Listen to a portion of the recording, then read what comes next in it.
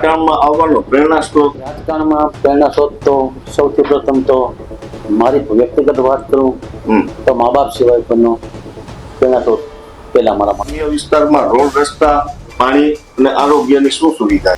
ત્યાં એનું કામ ચાલુ છે 32 કરોડના ખર્ચે, પૂર્ણતાને હારે છે. રોડ રસ્તાની વાત કરવામાં છે, ઉના સેન્ટરની વાત કરું, ઉના સિટીમાં અત્યારે ઓછામાં 30 કરોડનો ખર્ચે તમે આપણી જ્યાં બેઠા છે એની સામે 30 કરોડનો રસ્તાનું કામ સૂચિત બાયપાસ 8 કિલોમીટર. ઉના શહેરના લોકો મતદારો સંપૂર્ણપણે તાલુકાના હોય કે શહેરના હોય ભારતીય જનતા પાર્ટી ઉપર વિશ્વાસ મૂકી અને આશીર્વાદ આપે છે, એનો આભાર માનું છું. અને આવતા દિવસો ફરી એકવાર ચૂંટણીમાં જંગી બહુમતી અમારા કાર્યક્રમ જીતાવે એ આપને એમને પછી આશા રાખું છું.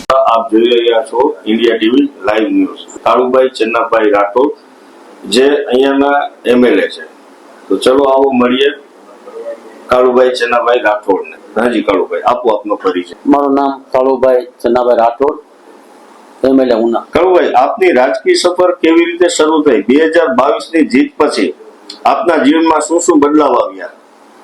રાજકારણમાં આવવાનો પ્રેરણા સ્ત્રોત કોણ છે તમારે? હું તો રાજકારણમાં પ્રેરણા સ્ત્રોત તો સૌથી પ્રથમ તો મારી વ્યક્તિગત વાત કરું તો મા બાપ સિવાય કોઈનો પ્રેરણા સ્ત્રોત પહેલા મારા મા બાપ છે. પછી રાજકીય ગણિતની વાત કરીએ તો એક આર્થિક અને પછાત વર્ગમાંથી, એક નાના પરિવારમાંથી, કોળી સમાજમાંથી, નાના વિસ્તારમાંથી થઈ મેં રાજકીય ક્ષેત્રે અભ્યાસ કરતા TYBA સુધીનો મેં અભ્યાસ પણ કર્યો છે. ત્યારબાદ સમય જતા લોકોની સેવા તો અમે એ દિવસોમાં કરતા હતા જ, પણ સમય જતા અમને લાગ્યું કે હવે થોડોક રાજકીય રીતે પણ આપણે આગળ આવીને લોકોની વચ્ચે આપણે કામ કરી શકશું. એક નાના વિસ્તારની અંદર વાત કરીએ વિવેકભાઈ, તો ભીમપરા નામનો વિસ્તાર છે. ભીમપરા નામનો એક એરિયા છે કે જ્યાં સૌથી અતિ ગરીબ અને પછાત વિસ્તારો છે. મારી રાજકીય કારકિર્દીની વાત કરીએ તો અતિ પછાત વિસ્તારમાંથી અમે રાજકારણમાં જવા માટે અલગ રાજકીય પક્ષોનો અમે સંપર્ક કર્યો હતો કે ભાઈ મારી ઈચ્છા આગામી નગરપાલિકા ચૂંટણી આવતી હતી, ચૂંટણીના દિવસો શરૂ થઈ ગયા ત્યારે અમે કીધું, અમે કોંગ્રેસ પાસે પણ ગયા હતા કે અમને ટિકિટ આપો. ભારતીય જનતા પાર્ટીએ પણ અમે વાત કરી હતી કે અમને ટિકિટ આપો. પણ એવા દિવસોમાં અમારે કોઈ નોંધ નથી લીધી એક સામાન્ય પરિવારમાંથી હોવાના નાતે. તો અમને એવું લાગ્યું તો પછી આપણે એક ભીમપરા વિસ્તારની અંદર પછાત વિસ્તાર છે ત્યાં આપણે અપક્ષ તરીકે આપણે ફોર્મ ભરવું જોઈએ. અને અપક્ષ ફોર્મ ભર્યા બાદ એ દિવસોમાં મારા મિસિસ મારા ઘરના સામાન્ય સ્ત્રી તરીકે પહેલી વખત ચૂંટાઈને આવ્યા. એ બે નગરપાલિકાના પ્રમુખ સામાન્ય અપક્ષમાં ચૂંટાઈને આવ્યા પછી 27 સભ્યમાંથી 14 સભ્યોનું 13 સભ્યોનું સમર્થન લઈ નગરપાલિકામાં અમે પ્રમુખ તરીકે અમે કારકિર્દી અમારી શરૂ થઈ. એને આજે 27 વર્ષનો વાણા વહી ગયા. ત્યારબાદ મારા પત્ની મારા મિસિસ નગરપાલિકા પ્રમુખ બન્યા, હું પોતે પ્રમુખ બન્યો, મારી દીકરી પણ પ્રમુખ બન્યા. એમ કરતા 2007માં ભારતીય જનતા પાર્ટીએ પહેલી વખત મારી પસંદગી મને ટિકિટ આપી અને સારા મતથી અમે દિવસ 7 થી 12માં પણ અમે પ્રતિનિધિત્વ કર્યું. ત્યારબાદ 2012માં ફરી એકવાર પાર્ટીમાં ટિકિટ આપી, પણ કોઈ નાના 5-7 હજાર મતથી એ દિવસોમાં આપણે હારી ગયા. પછી પણ વિવેકભાઈ હારી ગયા પછી પણ અમુક લોકો છે એ હારી ગયા પછી નિર્વસ્ત થઈ જતા હોય અને નિર્વસ્ત થઈને લોકોની વચ્ચેથી દૂર થઈ જતા હોય. પણ એવું ન કરતા 2007માં જે લોકો મત આપ્યા હતા, નગરપાલિકામાં 27 વર્ષ જેવો સમય થઈ ગયો હોય, 2012માં હારી ગયા પછી પણ અમે 2012 થી 2022 વચ્ચે એક દાયકો, કોઈ સામાન્ય વાત નથી, 10 વર્ષ સુધી અમે વચ્ચે કોઈ સત્તામાં ન હોવા છતાં પણ જે પ્રકારે અમે જે કામ કરી 7 થી 12માં કરી એ પ્રકારે લોકોની વચ્ચે રહી, લોકોની સેવા કરી. કોઈ દવાખાના કામ હોય, ધાર્મિક કામ હોય, અન્ય કોઈ પ્રવૃત્તિ સાથે સંકળાયેલો હોય, લોકોને સુખ દુઃખમાં લોકોની વચ્ચે રહેવા માટે મારી કાર્યાલય 10 વર્ષ સુધી સતત એક દળ ચાલુ રાખ્યું. ફરી એકવાર 2022નું ઇલેક્શન આવ્યું ત્યારે અમે ફરી એકવાર મારી પસંદગી કરવામાં આવી. વિવેકભાઈ, સૌથી ખુશીની વાત એવી છે કે 10 વર્ષ પછી પણ લોકોને દિલમાં જે એમ હતા, લોકોની જે લાગણી અમારી પ્રત્યે હતી એ 43,500 મતથી અમે જીત્યા. આ કોઈ સામાન્ય વાત નથી. કોરોના કાર્યકાળ દરમિયાન તમે શું સેવા આપી હતી? વિવેકભાઈ, કોરોના કાળની જો વાત કરીએ તો આજે પણ કોઈ માણસની એ ઘટનાને યાદ કરે કે એ દિવસોની વાત કરીએ તો અનેક આપણા આંખમાં આંસુ આવી જાય. હું મારી વાત કરું, અમારી વાત કરીએ, પાર્ટીની વાત કરીએ, એ દિવસોમાં લોકડાઉન પણ હતું. લોકો ટાઈમે લાવે ટાઈમે ખાનારા લોકોની પણ પરિસ્થિતિ બહુ ખરાબ થઈ. મધ્યમ વર્ગના જે પગાર ઉપર દબતા હતા, નાના મોટા ધંધા રોજગાર વેપાર કરતા હતા, એના ઘરમાં પણ એની પરિસ્થિતિ બહુ ખરાબ થઈ. એ સમય એવો હતો કે લોકોની પરિસ્થિતિ એવી, રોનકભાઈ, કે એક તો દવાખાનામાં બેડ ન મળે, ડોક્ટરો મળે નહીં, ડોક્ટર દવાખાના હોસ્પિટલ બંધ કરે, અમુક લોકો વયા ગયા. એવા દિવસોમાં ભારતીય જનતા પાર્ટીના કાર્યકર્તા તરીકે અમે અમારા કાર્યકર્તાઓ, નગરપાલિકાના સભ્યશ્રીઓ, હું પોતે ખુદ આ જ કાર્ય આજે જે આપણે બેઠા એ જ કાર્યાલય અમે ડે નાઇટ ચાલુ રાખીએ. અને એવા દિવસોમાં અમે લોકોની વચ્ચે લોકોનો જીવ બચાવવા માટે પરિવારની અમારી પોતાની પરવા કર્યા વગર એવા દિવસોમાં અમે એક તો ઓક્સિજન બાટલાની કિલ્લત થઈ ગઈ, રેમડેસિવિર ઇન્જેક્શનો કઈ મળે નહીં, કોઈ જણ હોસ્પિટલ બેડ ન મળે. એવા સંજોગોમાં લોકોની વચ્ચે ડે ટુ ડે અમે જ્યાં લોકોને રાશન પાણીની જરૂરિયાત પડે હતી, અમે રાશન પાણીની પણ વ્યવસ્થા કરી. જે લોકોને ઓક્સિજનના બાટલા જરૂરિયાત પડે તો ભાવનગરથી અમે ઓક્સિજનના બાટલા 200 બાટલાઓની વ્યવસ્થા કરી અને ઓક્સિજનના બાટલાઓ મગાવ્યા. તો ફ્લો ઓક્સિમીટર પણ ન મળે, કારણ કે બાટલો હોય તો તમારે ફ્લો ઓક્સિમીટર પણ તમારે લગાવવું પડે, તો એ પણ વ્યવસ્થા નહીં. હવે આવા અનુભવોની વાત કરતા આપણે તો સબ્જેક્ટ હતો નહીં મેડિકલ દુનિયાનો. પછી એ બંને હોય તો કે ભાઈ બાટલા ખોલવા માટે પાના ક્યાંથી લાવવા, પાનાની વ્યવસ્થા ન મળે. તો બોમ્બેથી અમે ફ્લો ઓક્સિમીટર મગાવ્યા, ભાવનગરથી બાટલા મગાવ્યા, પાના પણ મગાવ્યા. જેટલી વ્યવસ્થા થાય અહીંથી લોકોને હોસ્પિટલમાં બાટલા આપ્યા, પોતાના ઘરે આપ્યા. એમ કરતા લોકોની જીવ બચાવ્યો છે. ડોક્ટરો સાથે સંકલન કરી, ડોક્ટરને હાથે પગે પડી એની માનવ સેવાનું કામ અમે કર્યું છે. રેમડેસિવિર ઇન્જેક્શનની વ્યવસ્થા થઈ તો એક ઇન્જેક્શન 25,000 રૂપિયા ભાઈ. રાજપરા બંદર છે જ્યાં અમારે પરિવારનો એક સભ્ય એના પરિવારને બચાવવા માટે રાજપરાથી રાજકોટ બાઇકમાં જાય ને 25,000 નું એક ઇન્જેક્શન લઈને આવતા, ત્યારે એના પરિવારને આપતા. એવા દિવસોમાં અમે ખ્યાલ પછી રેમડેસિવિર સરકારે રેમડેસિવિર ઇન્જેક્શન વ્યવસ્થા કરી.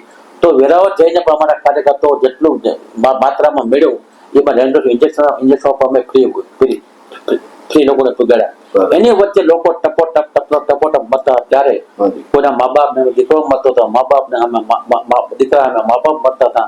એવા સંજોગોમાં હોસ્પિટલમાં મૂકીને પરિવાર ગુજર જતો હતો. એવા દ્રશ્યો અમે જોયા છે. રોનકભાઈ, નગરપાલિકા ભારતીય જનતા પાર્ટીના સમર્થકવાદી હતી.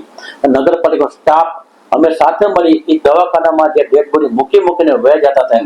એવા સંજોગો એ ડેડ બોડીને લઈ અમારા સમસાની અંદર 4 સગડીઓ છે. ત્યારે 4 સગડીઓ ડે નાઇટ ચાલુ. એક્સ્ટ્રા 4 સગડીઓ નવી ઉભી કરી, તાત્કાલિક બાજુમાં જગ્યા હતી ત્યાં 4 સગડીઓ ઉભી કરી. જયારે એ શબ્દ લઈને અમે જઈએ તો અમારે કુલ 8 શબ્દ ભાઈ, 8 શબ્દ એક જયારે સળગતો ત્યારે એ 8 અંતિમ સંસ્કાર જે થતો હોય ત્યારે એને પરિવારનો એક પણ સભ્યના થોડો હાજર નતા. એ 8 શબ્દ જયારે બોલતા હોય ત્યારે અમે ચિત્રો લાઈવ જોયા છે કે પરિવાર વગરના કોઈ ધાર્મિક વિધિ નહીં, કોઈ જાતે વ્યસ્ત નથી. ત્યારે નગરપાલિકાના સભ્યો અને અમારા નગર સેવકો બધા સાથે મળી અંતિમ સંસ્કારો પણ અમે કર્યા છે. આવા દ્રશ્યો અમે જોયા છે. એક ઘરમાં તંત્રના મૃત્યુ થઈ ગયા એ પણ અમે જોયું છે. એવા સંજોગોમાં પરિવાર પણ ભયમાં, અમે ભયમાં, છતાં જે લોકો અમારે વિશ્વાસ મૂક્યો હતો, શહેરના લોકોએ વિશ્વાસ મૂક્યો છે, એવા લોકોને વચ્ચે હટી ને નીકળી કેમ જવું.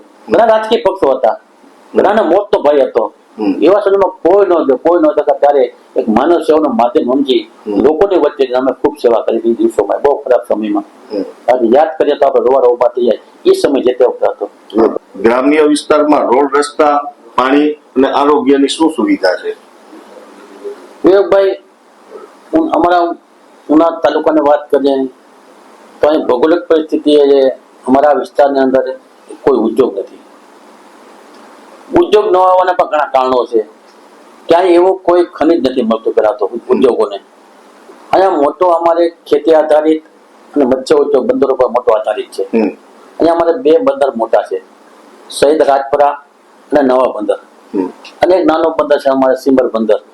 આ 3 બંદરો પર લોકોની રોજીરોટીનો મોટો મદાર છે. સૌથી મદાર હોય તો ખેતી ઉપર. આ 2 વસ્તુ ઉપર અમારે અત્યારે હાલ રોજીરોટી મળવાની વાત કરીએ તો 2 રોજીરોટી મળવા માટેના મુખ્ય સ્ત્રોત છે. વિકાસની વાત કરીએ, સ્કૂલની વાત કરું, એજ્યુકેશનની વાત કરીએ પીવાના પાણીની વાત કરીએ, રોડ રસ્તાની વાત કરીએ, તો ઘણા વર્ષોથી ઘણી સમસ્યાઓ તો હતી જ. કોંગ્રેસના નું શાસન પણ 27 વર્ષ સુધી લોકો ધારાસભ્ય કર્યા છે. 27 વર્ષ કોંગ્રેસના ધારાસભ્ય હોય તો 27 વર્ષમાં કોઈ આખે વર્ગને એક પણ કામ વળગે એવું એક પણ કામ કરવામાં આવ્યું નથી. ક્યાંય કોઈ પૂછે તો કે અમે સરકાર નથી, અમારો આ અને તે નથી. વિકાસ લગતી એના માધ્યમથી દિવસોમાં કોંગ્રેસ તરફથી કોઈ વિકાસ થાય એવું એક પણ કામ એ લોકો કરવામાં આવ્યું નથી. પણ ભારતીય જનતા પાર્ટીના ધારાસભ્ય તરીકે ચૂંટણી આવ્યા બાદ અમારી વાત કરીએ તો આજે આખા તાલુકાની અંદર ગીરગઢડા હોય કે ઉના હોય, કોઈ જગ્યાએ પીવાના પાણીની સમસ્યાઓ જે નથી એ તમામ સમસ્યાઓ અત્યારે પૂર્ણ થઈ ગઈ છે.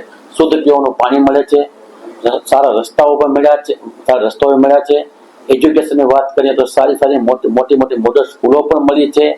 રોડ રસ્તાઓ પણ જો તમે તો આંતરિક રસ્તા કે જેને એક ગામથી બીજા ગામને જોડતા રસ્તા કહેવાય, એવા અનેક અમારા તાલુકાની અંદર કોઈ ગામ બાકી ન કહે કે જે ટૂંકા રસ્તાઓ એક ગામથી બીજા ગામને જોડતા રસ્તાઓ પણ જે સમસ્યાઓ હતી એ પણ જો વરસાદી પીવાના પાણીની વાત કરીએ તો અનેક તળાવો ઊંડા કરવાની વાત કરીએ કે ચેકડેમો બનાવવાની વાત કરીએ. અમારે અહીંયા નવોદય જોડવડલે ગામ છે, ત્યાં 32 કરોડના ખર્ચે એક વિયર બને, ચેકડેમ વિથ વિયર, કે જે માઇનોર ડેમ જ કહેવાય. એ વિયર ત્યાં એનું કામ ચાલુ છે 32 કરોડના ખર્ચે, પૂર્ણતાને આરે છે. ત્યાંથી 7 ગામને એ ડેમમાંથી કેનાલ દ્વારા પાણી આપવાનું છે. એ તો પાણી સરકાર પાણી તો આપવાના જ છે, પણ સાથે સાથે અનેક વિસ્તારોની અંદર કેટલાક હેક્ટરની અંદર ભૂગર્ભ જે પાણી રિચાર્જ થવાનું છે એ પણ થવાનું છે. અમારે અહીં રાવળ ડેમ અને મચ્છુદર ડેમ, આવા બે ડેમ છે. ત્યાં 2 જૂથ યોજનાઓ છે. તે 12 માસમાંથી પાણી મળે છે. છતાં નર્મદા આધારિત પાણીનો પણ સ્ત્રોત અમારી પાસે છે, પણ ક્યારે પણ નર્મદાના પાણીનો અમને લેવાની કોઈ જરૂર પડી નથી. કારણ કે અમારી પાસે નર્મદા પાણીની સિવાયની પણ મચ્છુદર ડેમ, રાવળ ડેમની યોજનાઓ છે જ. હમણાં 105 કરોડના ખર્ચે આખા તાલુકાને ગીરગઢડા ઉનાને નવી પાઇપલાઇનોનું નાખો નિર્માણ ચાલુ છે અત્યારે, અને ટેન્ડર પણ મંજૂર થઈ ગયું છે. હમણાં એજ્યુકેશનની વાત કરીએ તો હમણાં વિજ્ઞાન કોલેજ, સાયન્સ કોલેજ કહેવામાં આવે છે, અહીંયા મોડલ સ્કૂલ છે ખાપટ પાસે, એ સાયન્સ કોલેજ મંજૂર પણ થઈ ગઈ છે. મંજૂર થઈ ગઈ આ વર્ષે શરૂ પણ થઈ જવાનું છે. આર્ટ્સ અને કોમર્સ કોલેજ તો હતી પણ સાયન્સ નતું અમારે, આના કારણે દીકરા બહાર જવું પડતું હતું. હવે અમારે એ પણ પ્રશ્ન અત્યારે સોલ્વ થઈ ગયો છે. આવતા દિવસોમાં આ સત્રથી અમને સાયન્સ કોલેજ શરૂ થઈ જવાની છે. આરોગ્ય વિશે તમે શું કહેશો? આરોગ્ય વિભાગ આરોગ્યમાં વિશે વાત કરું તો બહુ સારામાં સારું આરોગ્ય છે. અમારે 10-12 ગામની વચ્ચે એક PHC, CHC ની બધી વ્યવસ્થાઓ છે. અમારે અહીંયા 30 બેડની હોસ્પિટલ તો CHC ચાલે છે ઉના સિટીની મધ્યમાં, પણ હમણાં જ આપણે 50 કરોડના ખર્ચે 100 બેડની હોસ્પિટલ મંજૂર થઈ ગઈ છે. એનું ટેન્ડર પણ અપાઈ ગયું છે. બસ હવે ટૂંક સમયમાં એનું કામે શરૂ થઈ જશે. 100 બેડની હોસ્પિટલ મંજૂર થઈ ગઈ છે અમારે, અને એનો અંદાજે રકમ 50 કરોડના ખર્ચે મંજૂર છે. અને સારામાં સારી હોસ્પિટલ બનવાની છે. એટલે આરોગ્યની બાબતમાં સારા ડોક્ટર પણ આવશે અને સાથે સારું આપણે સુવિધા પણ સારી મળશે એમાં. ભાઈ, અત્યારે ખાસ કરીને વાત કરીએ તો મેઇન પ્રશ્ન અત્યારે બધી જગ્યાએ છે કે જે રોડ રસ્તા ગ્રામ્યમાં અને શહેરમાં, એના વિશે તમે શું કહેશો? રોડ રસ્તાની વાત કરવામાં છે, ઉના સેન્ટરની વાત કરીએ, ઉના સિટીમાં અત્યારે ઓછામાં 30 કરોડના ખર્ચે તમે આપણે જ્યાં બેઠા છીએ એની સામે 30 કરોડનો રસ્તાનું કામ, સુકેત બાયપાસ 8 કિલોમીટર, 8 કિલોમીટરના શહેરમાંથી બાયપાસના જોડતા રસ્તાઓ છે, એ 8 કિલોમીટરમાં 30 કરોડનું કામ અત્યારે અમારા ઉના શહેરમાં ચાલુ છે. વિવેકભાઈ, તમે એક રોડના 35-40 કરોડ સુધી સાંભળ્યા નહીં હોય. અમારે અહીંયા અમારે કોપ દરિયા પટ્ટી ઉપર અમારે કોપ ગામથી માંડીને નાળિયા માટે સુધી 34 કરોડના ખર્ચે એક જ રસ્તાનો 34 કરોડ રૂપિયાનું કામ ચાલુ છે અત્યારે. એ પણ નાની વાત હતી. સરકાર રોડ રસ્તા અને પાણી માટે જે માંગો એ પૈસા આપે. અમારા ભૂપેન્દ્રભાઈ પટેલ છે મુખ્યમંત્રી, જે માંગો એમાં વિકાસના કામની બાબતમાં ક્યારે ધારાસભ્ય તરીકે અમને બહુ નોર્મલથી જે પત્ર મૂકીએ તરત અમને મંજૂર કરી આપે છે. મંજૂર આપી છે એમ નહીં, એના તાત્કાલિક મંજૂર થઈ, પ્લાન એસ્ટિમેટ થાય, ટેન્ડર બની જાય, વર્ક ઓર્ડર આપીને કામે શરૂ થઈ ગયા છે. વિવેકભાઈ, 3 વર્ષ થયા, અમારે 3 વર્ષની માથે 2-3 મહિના થયા છે. 700 થી 800 કરોડ રૂપિયા અમારે મંજૂર કર્યા. ઉના વિધાનસભાના 3 વિધાનસભા ગીરગઢડા હોય કે ઉના હોય, અને 800 કરોડ રૂપિયા મને મંજૂર છે. એના કામો અત્યારે ચાલુ છે, ઘણા કામો પૂર્ણ બી થઈ ગયા. લોકશાહીમાં વિરોધ પક્ષની ભૂમિકા કેટલી મહત્વની છે? વિવેકભાઈ, લોકશાહીમાં વિરોધ પક્ષની ભૂમિકા તો અતિ મહત્વની હોય છે. પણ ક્યારે મહત્વની ગણાય કે જ્યારે એના કોઈ ચોક્કસ વિઝન સાથે વિરોધ કરે, મુદ્દાઓ ઉપાડે તોય ગણાય. પણ અમારે કઈ અહીંયા કોઈ વિરોધ પક્ષના કોઈ મુદ્દાઓ એની પાસે હોય એવા કોઈ વિરોધ પક્ષના મુદ્દાઓને ઉઠાવી શકાય એવા મુદ્દાઓ નથી. કારણ કે અમારા મુખ્યમંત્રી જે કઈ કામો માંગો એ તાત્કાલિક મંજૂર કરી દે છે અને પ્લાન એસ્ટિમેટ સાથે જ એક પણ ક્વોલિટી સાથે અમારું કામ થાય છે. એમાં કોઈ વિરોધ પક્ષની કોઈ ભૂમિકા કે વિરોધ કરવાનો કોઈ પ્રશ્ન જ નથી. ક્વોલિટી દ્રષ્ટિએ વાત અવારનવાર કરાય, વિરોધ ઉઠાવાય, પણ વિરોધના કારણો તો હોવા જોઈએ ને, વિરોધ કરતા તો આવડવું જોઈએ ને. કોઈ લોકોને ખાલી ગુમરાહ કરવાની, વિરોધ કરવાનો એનો તો કોઈ મતલબ નથી, તો પરિણામ તો આવતું જ નથી. વિરોધની તો કોઈ વાત જ નથી આવતી. એટલે પોલિટિક દ્રષ્ટિએ વાત કરીએ તો 27 વર્ષથી કોંગ્રેસ તો હતી જ. 27 વર્ષ ધારાસભ્ય હતા કોંગ્રેસના. જે કરવું જોઈએ એ તો નથી કર્યું, તો એને નથી કર્યું એટલે એ વસ્તુ એ અમે કરીએ છીએ. એટલે કોઈ વિરોધ કોઈ વાત જ આવતી નથી. પોલિટિક દ્રષ્ટિએ વાત કરે તો આજે પણ અમને બહુ ખૂબ સંતોષ છે અમારા મુખ્યમંત્રીથી, અમારી સરકારથી, હર્ષભાઈ સંઘવીથી, અમારા ડેપ્યુટી સીએમ છે એનાથી અમને ફૂલ સંતોષ છે. મુખ્યમંત્રી તો કોઈ સવાલ જ નથી અમારા, એનાથી પણ અમને ફૂલ સંતોષ છે. સવાલ છે પોલિટિક દ્રષ્ટિની વાત કરીએ તો આજે તમે જો ચૂંટણી આખા ગુજરાતમાં ચાલુ છે, સ્થાનિક સ્વરાજ્ય ચૂંટણી કહેવાય, એમાં નગરપાલિકા, તાલુકા પંચાયત, જિલ્લા પંચાયત ઇલેક્શન થઈ રહ્યા છે. હવે આજની વાત કરીએ તો ફોર્મ બધા ભરાઈ ગયા, નગરપાલિકા, તાલુકા, જિલ્લા પંચાયત ફોર્મે ભરાઈ ગયા. કાલેની ચકાસણી હતી. તમને કહેતા આશ્ચર્ય લાગશે વિવેકભાઈ કે આજે ઉના નગરપાલિકાના 36 સભ્યોની બેઠક, નગરપાલિકાના 36 સભ્યો છે ફોર્મ ભરવાનો હોય. રાષ્ટ્રીય પક્ષ એને કહેવામાં આવે છે કોંગ્રેસ. આજેનો એક પણ ઉમેદવાર ઉના નગરપાલિકામાં દાવેદાર નથી. આજે એક પણ ઉમેદવારે ફોર્મ ભર્યા નથી. માત્ર 36 માંથી એક ઉમેદવાર જે શહેર કોંગ્રેસ પ્રમુખ છે એને એક જ ફોર્મ ભર્યું હતું. એ કાલે ફોર્મ ભરતા 9 કારણે રદ થઈ ગયું. તો વિચાર તો કરો કે શહેર પ્રમુખ હોય, રાષ્ટ્રીય પક્ષ હોય, એને એક જ ફોર્મ ભર્યું હોય, એ ફોર્મે કાલે ચકાસણીમાં નીકળી ગયો હોય. આ માર્ગની વાત કરીએ તો એની સાથે ગઠબંધન કર્યું.